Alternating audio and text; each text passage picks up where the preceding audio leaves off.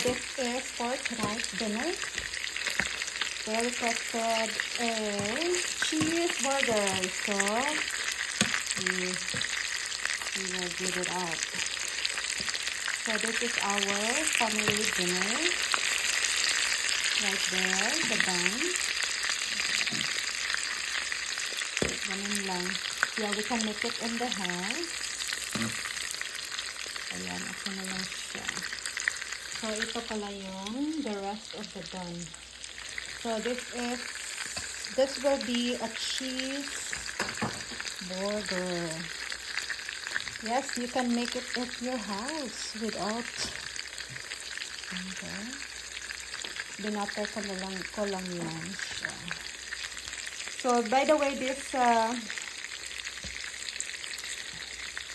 ano siya, this is a well-seasoned one. So, pwede siyang lutuin sa bahay, ha? Or, pag tinamad kayong mag-grill sa labas, it can also be done here on the stove. Ano lang, maganda pag gamit niyo ganito na, na frying pan. Tapos lower temperature. Luto na yan siya. Inano ko lang. I just wanted that to be, pinatay ko na yung nito. I already turned off the fire.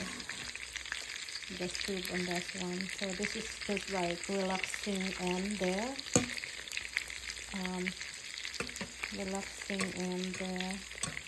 skillet. So since this is a ground beef, so you don't need to put, you just have put a little bit of oil to start with, but just very little, just to make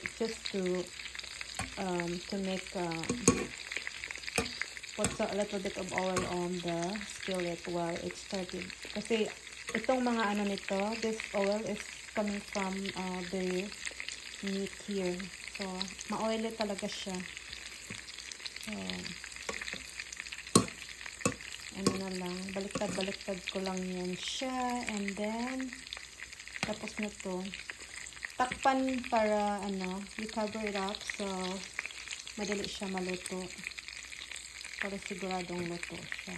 Okay, so ito yung dinner tonight, and ito yung bun. So right now I am going to